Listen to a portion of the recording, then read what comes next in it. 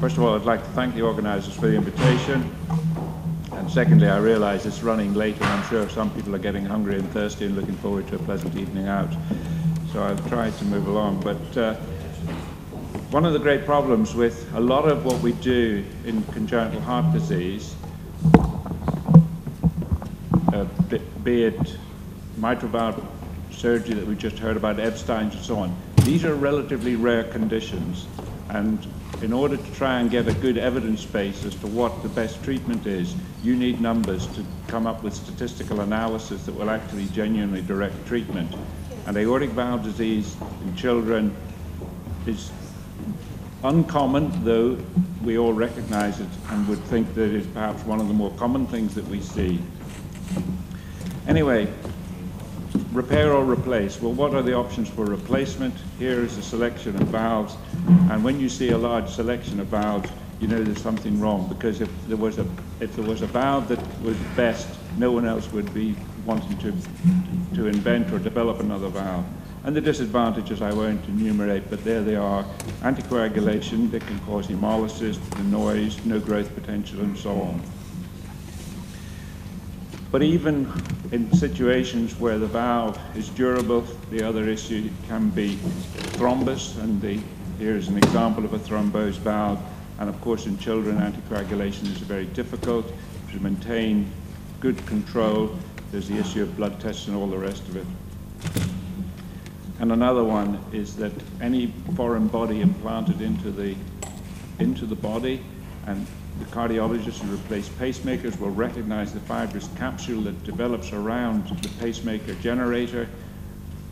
The same is true for bioprosthetic and mechanical heart valves, and this issue of pannus formation is more prominent in young people and children.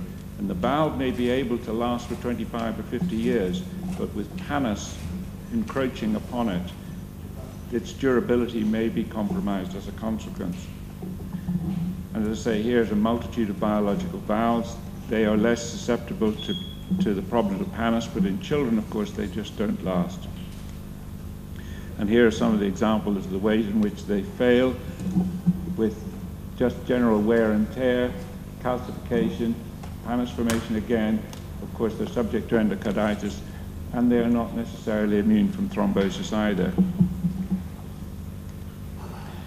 But on the other hand, prosthetic valves are attractive because they're easily available. You have them in stock in the cupboards in the operating rooms. They're easy to implant. If properly implanted, you know that the valve will not leak. There's a reliable immediate function, but of course, durability. But in the case of the mechanical valve, we expect that they're durable. Now, this man has already been alluded to, and I'm proud to say that I'm wearing the tie of the Donald Ross Surgical Society. But he probably has made more contributions to the surgery of the aortic valve than any. And on the 26th of July, 1962, he was attempting to repair an aortic valve in a man, I think he was 46 years old, and he was attempting to repair it by picking out pieces of calcification. And he picked out one piece, and there was nothing but a big hole. And so he had no option but to implant a homograft, and went on to employ the techniques of homografts in the right ventricle to pulmonary artery, and subsequently the operation that bears his name, the Ross procedure. Homografts, they are, of course, perfectly designed and therefore will function well. You can use either aortics or pulmonaries. The pulmonary homograft can be implanted in the aortic position, but it is nowhere near as durable. An aortic homograft is durable, more durable, but they are both subject to calcification and deterioration. And further problems with homografts is that with increasing use of homograft tissue in things like reconstruction of the pulmonary artery in the context of Norwood operations and pulmonary artery reconstructions for arteries that are distorted as a consequence of perhaps shunts, etc., and greater incidence of surgery for congenital heart disease, Certainly in the United Kingdom, we're getting real difficulties in getting homografts. I have 12 cases sitting on my waiting list awaiting a homograft, and there are none available. Such is the situation. Durability, I've mentioned. They're subject to calcification, and of course they have no growth potential. But there are advantages. Moving on, what about tissue-engineered valves? There's a lot of talk about stem cell research and the potential to create new organs. People have created a new ear, for example, molded within the lab that can then be used to reconstruct in cosmetic surgery. Could we do the same with heart valves? Because one hopes that you could use the patient's own cells, something non-antigenic, which may be durable, non-thrombogenic, and of course, hopefully available, and perhaps with growth potential. And much work has gone on in this field, and some very clever designs have been developed with a scaffold, various scaffolds, polyglycolic acid, which we all in surgery know as Dexon, and various other scaffolds. And some of the tissue scaffolds can be either, for example, a pig or a sheep valve that has been decellularized down to its basic fibrous skeleton. Small intestine, why you'd want to use that, I've no idea, but everything has been tried. And here are examples of some tissue-engineered biological valves which look very much like a normal aortic or pulmonary valve. But when they've been implanted, they have failed, and they've only thus far been implanted in the pulmonary position, and they do not seem to have the tensile strength to withstand the aortic pressures. We heard earlier that the advantages of the Ross operation, and I won't dwell on that. But anyway, moving on to the problems of the valves, and here is an example of calcific aortic stenosis. No repair is possible for this. This is originally a bicuspid valve. This is the non-coronary leaflet. Here we have the so-called raphe, which will fuses the two coronary leaflets, and this great chunk of calcium here. And this valve, to say, is irreparable. But that, of course, was an adult patient, so there is an easy option, i.e. to replace the valve. But look at this. This is a neonatal example of the so-called unicommissural aortic stenosis with a sort of windsock appearance. And here's another example of a similar one. What can we do for this? Well, we can't replace it because we haven't got one small enough. So the options are, today, perhaps to balloon it, but this is a relatively uncontrolled procedure, and you hope that the balloon will split the valve along the commissures. Well, most of us as surgeons know that actually the toughest part of the whole complex is the commissural bit. But nevertheless, the majority of cases are today treated by balloon valvuloplasty. But the group in Melbourne have popularized the open valvotomy, and it has its place, and I know that Jim Monroe in Southampton in England also was an exponent of this, so that with open surgery you can accurately incise the commissures and, if necessary, to support what is unsupported with little leaflet extensions using pericardium, either the patient's own pericardium or commercially available pericardium. But there is no really satisfactory, excellent material as a substitute for leaflet tissue, and that remains a major problem. But as well as that, in association with severe congenital aortic stenosis, it's not just the valve. Underneath the valve, there may be an equally insurmountable problem. And here you can see this echo bright cavity indicating EFE, endocardial fibroelastosis. And so if the ventricle cannot fill, it can contract as well as it likes, but if the blood can't get in and fill, you will have a restricted stroke volume and a very poor outcome. And here's just some pathological specimens showing what this phenomenon looks like.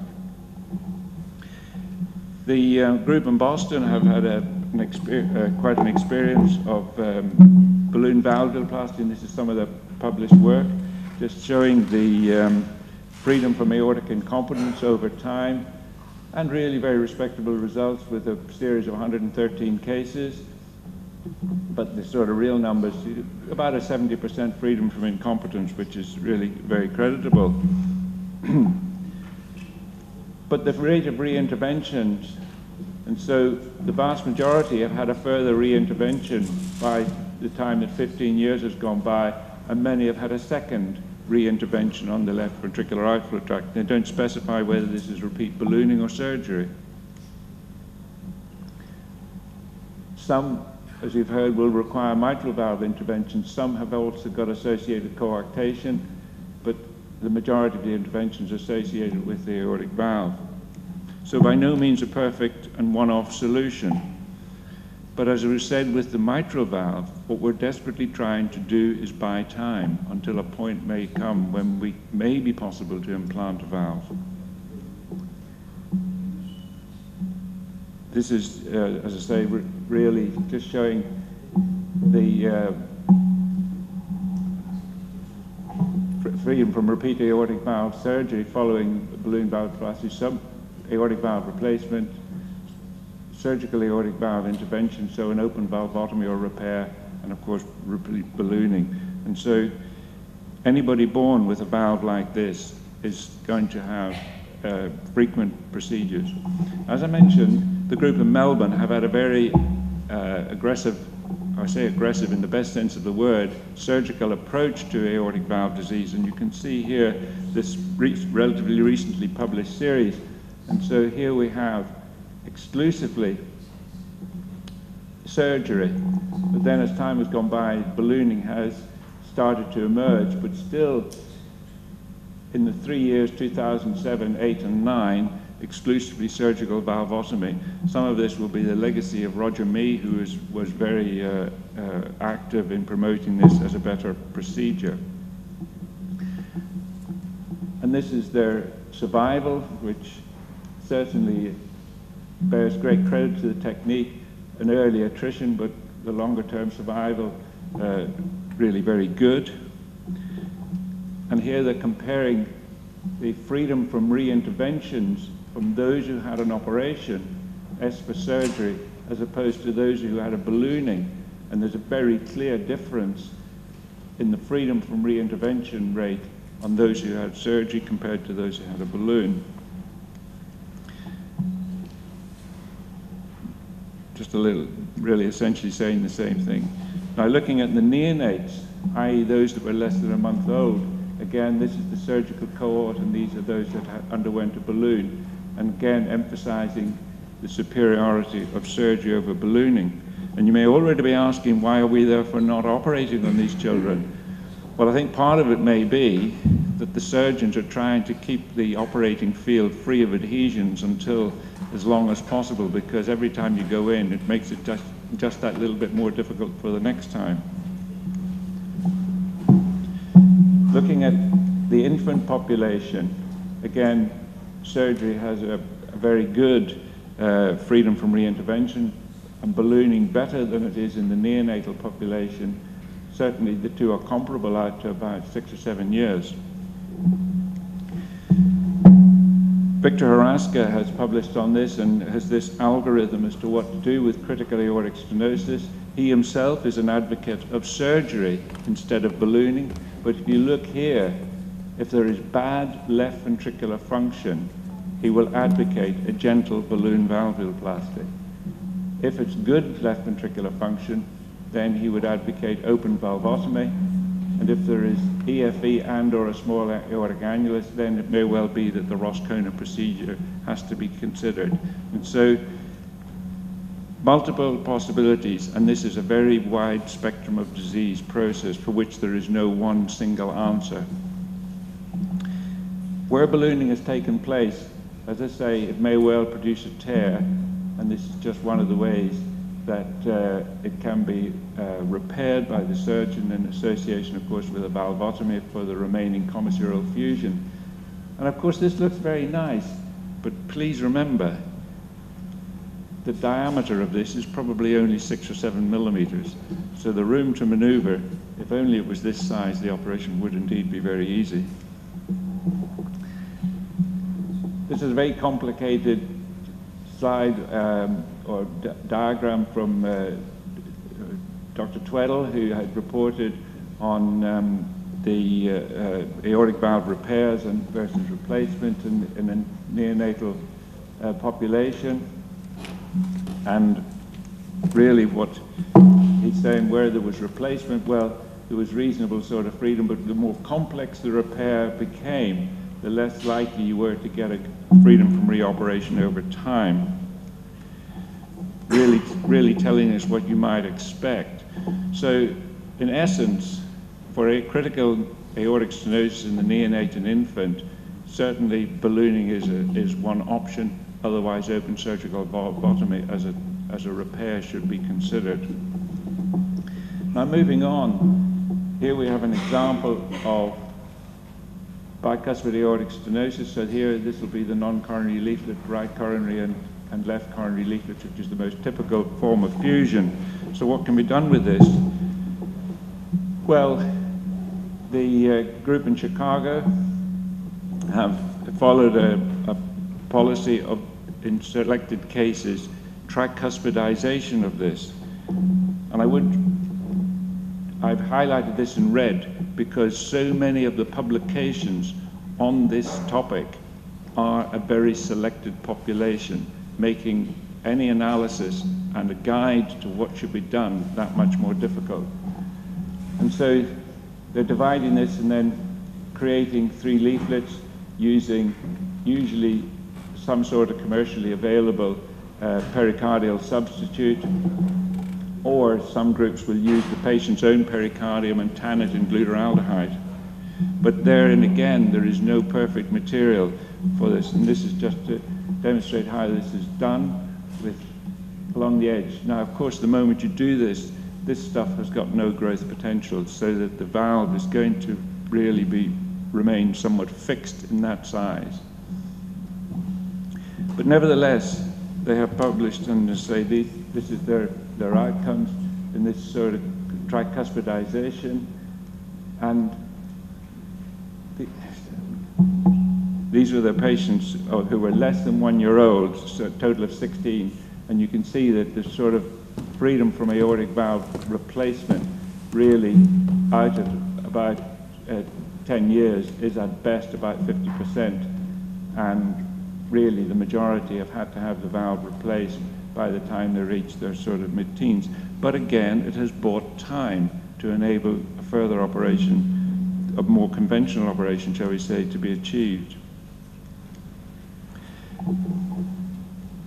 This is again looking at those patients who were adolescents, so I think these are from 10 years to 19 years old, and so it's no surprise to see that actually the freedom from further intervention, ROS or replacement, is better in comparison to the previous group. Now, the one operation where we can really offer a definitive outcome is cusp perforation, often in association with a healed endocarditis. So you've got a hole, and here's an example, and just there's the hole through the base of the cusp, sometimes associated with a sub-aortic ventricular septal defect, which may have become the seat of endocarditis involving the valve, and this will respond very well to being repaired with a small patch of the patient's own pericardium, and you can be reasonably confident that that will be durable and definitive repair. But moving on to more complex repairs for aortic incompetence, we think of the aortic valve, and I have to say, my namesake, R.H. Anderson, has drawn attention to, we talk about the aortic annulus. The aortic valve does not have an annulus. There is no such thing. The mitral valve has an annulus, the tricuspid valve has an annulus, but the aortic valve does not. Instead, it has this three-pointed crown. And the whole complex and the function of the aortic valve is dependent on all of these elements in proper alignment. An architect would love this. And here we have what we refer to as the annulus, because when we are replacing the aortic valve and cut it out, we are looking at something which is circular, and the valve that we put in, of course, has got a ring, a circular ring that our sutures go into.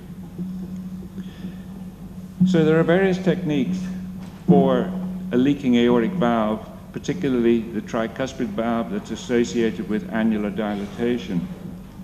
And this is the so-called Trussler repair, where at the base of each of the commissures, a stitch is passed through, supported by pledgets that are then tied to bring the leaflets into better coaptation. And this is a well-established technique and certainly responds well in skilled hands.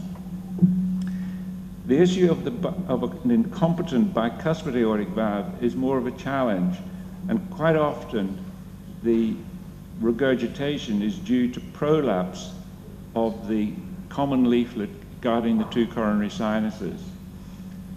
And that may be because it is elongated and drops down. So one way, of course, is to shorten it, and here is a technique where you cut out a little triangle and then sew it up, and here is an operative picture. This is not one of mine, these are all, thankfully, the internet. And of course this may well abolish incompetence, but can easily create stenosis, because you're now limiting the ability of this valve to open up fully. The various sort of morphologies of bicuspid aortic valve, again, this is just to say more of the same and ways in which to try and reinforce these leaflets. But every one of these techniques has the disadvantage of potentially creating stenosis. And I have to say I've not been at all enthusiastic about it. I think the tricuspidization method is a much better way of trying to achieve a valve which is competent and actually has a satisfactory orifice. But looking at incompetence, there are various things, and this was published only in the last month or so from the group in Canada.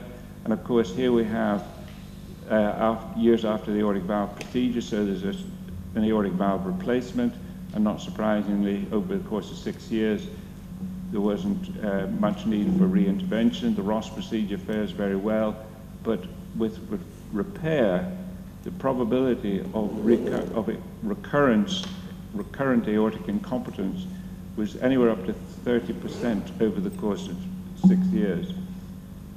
And again, the pressure gradient, the Ross performed best. The aortic valve replacement was relatively stable, but this would undoubtedly have been an older population of children. And I think if you took this graph a bit further out, as they continue to grow, then the gradient is bound to emerge. And then the repair itself had an increase in gradient again. So not perfect, but again, trying to buy some time. And they looked at the expected natural growth and compared it, and interestingly, well, the aortic valve replacements really cannot grow, but with the Ross, then it does enable growth, and not too far away from what the natural growth might be expected. The repair, in fact, has, if anything, grown better. But that, if it is incompetence, is the primary condition. They are often incompetent because it is already bigger than it should be. There's too many lines on this, really, for me to try and explain this in the context of time. Now, one area of which actually does respond quite well is the so-called subaortic ventricular septal defect, and I'm sure all the cardiologists recognize this, with the right coronary artery, the right coronary leaflet prolapsing into the ventricular septal defect. And these defects can be quite large, but because the leaflet is prolapsing into it, the left to right shunting is not that great, and the VSD is in fact restrictive. There is no danger of pulmonary vascular disease, and many of these are managed conservatively. However, as time goes by, there is an increasing tendency for this so-called Venturi effect to drag the leaflet further and further into it. Now, in some cases, it may completely seal the VSD, in which case the Venturi trigger is abolished because there's no longer any flow through there, but it is often at the expense of creating regurgitation. And so there are varying attitudes as to what to do, and I know there are those who, when they see this condition, even in the presence of aortic competence and a very restrictive ventricular septal defect, will advocate an operation to close the VSD because they feel that it is inevitable that aortic incompetence will recur, and others who say, no, leave it alone. Some of them will go on to close fine, and you will never need to do anything. Somewhere in the middle of all that is the truth. I don't hold the view that absolutely every hole should be closed, and I don't hold the view that you should be conservative in every single case. But the operation itself was, there are many ways. One is to go in from the right-hand side through the right atrium conventionally and place a patch. But that doesn't really address the problem of the prolapsing leaflet. And so Jakob and his colleagues published this repair, which is in fact what I have preferred to do ever since. And so effectively it's a direct suture closure. Now, this is a view, as it were, looking. You do not place your stitches on this side of the septum, but if it was drawn on the other side, you wouldn't be able to see them. These sutures need to be on the right-hand side of the crest of the septum, so through the VSD, and here is the conducting tissue, and then they're passed up through the base of, now, Magdi Yacoub actually has suggested that you place the stitches through this.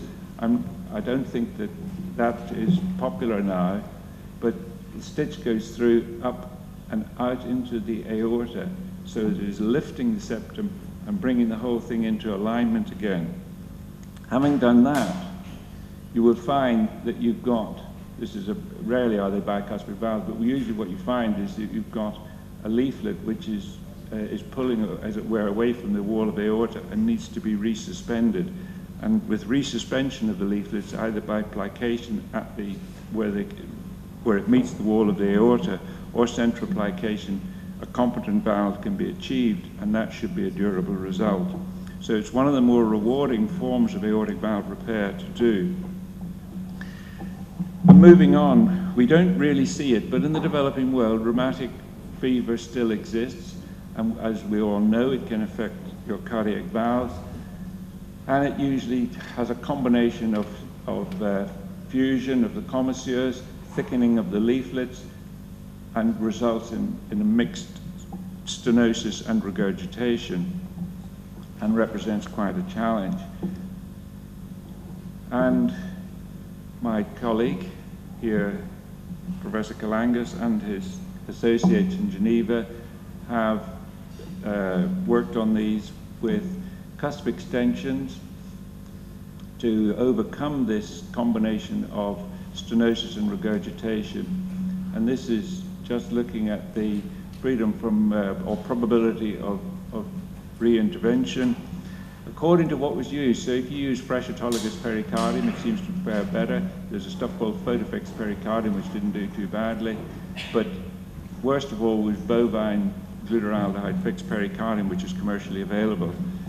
And this is the event-free survival rates. And of course, sometimes the whole desire to avoid replacement of the valve is that these are children from developing nations probably brought over by charities for surgery, and if you send them back into a very low medical technology environment with a mechanical valve, all sorts of problems may occur. So in summary, aortic valve repair in childhood, I should have put on here, there is no perfect answer, but that's true of the whole of cardiac surgery, I think. Open valvotomy for stenosis is dependent on the valve morphology. The left ventricular outflow tract, the presence or absence of endocardial fibrinoelastosis, the mitral valve, and the whole left heart complex. To see the valve in isolation is simply to fail to understand that this is often a multi-system disease. And with reference to EFE, I have operated to remove EFE. When you open the heart, I showed you the pathological specimen, you see this white tissue, which you can strip away, and it looks like you're taking wallpaper off the walls. And when you look at the echo after the operation, having thought that you've done a wonderful resection of EFE, it looks exactly the same. And the reason it looks exactly the same is because this stuff is infiltrating into the myocardium. And I may be stripping off the top layer, but the roots of it are still there. So I don't think we fully eradicate it, and we're fooling ourselves if we think that we actually truly eradicate EFE by surgical resection. Leaflet extension and root remodeling can improve or abolish incompetence, again, in properly selected cases. There is no perfect substitute for leaflet reconstruction as yet. Autologously derived pericardium, if it is used fresh, untreated, will not stand up to aortic pressure, and if it does, it often shrinks and fibroses and results in incompetence. And the commercially available products are as yet unproven. The Ross operation is not perfect, but it is an excellent operation properly applied. And listening to the talk on the Ross operation earlier today, people talk about the Ross operation, and when they mention the Ross operation, what they're saying is they've taken the pulmonary valve and transplanted it into the aortic position. I could argue and say that the true Ross operation is to take the pulmonary valve, transplant it into the aortic position by the subcoronary technique, and everything else is not a Ross operation. If we define the Ross operation as subcoronary implant of the pulmonary valve in the aortic position, in experienced and skilled hands, it is an excellent operation. But when it's done as a free root replacement, which is a lot easier, it, in an older patient, has a very high tendency to go on and expand and end up looking like a Marfan root. And that is definitely not the thing to do.